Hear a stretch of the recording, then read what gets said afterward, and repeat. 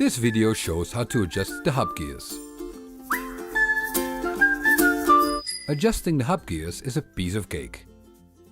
Put your bike in 4th gear.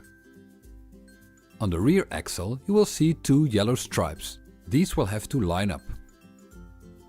We removed the chain case to give you a better view, but there's no need for you to do so. The handle has an adjuster. Turning the adjuster to the left will tighten it. Turning it to the right will loosen it.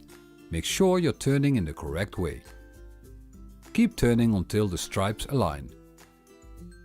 Now try shifting up and down a few times and then back to the 4th gear to make sure the stripes remain aligned. Great! Well done!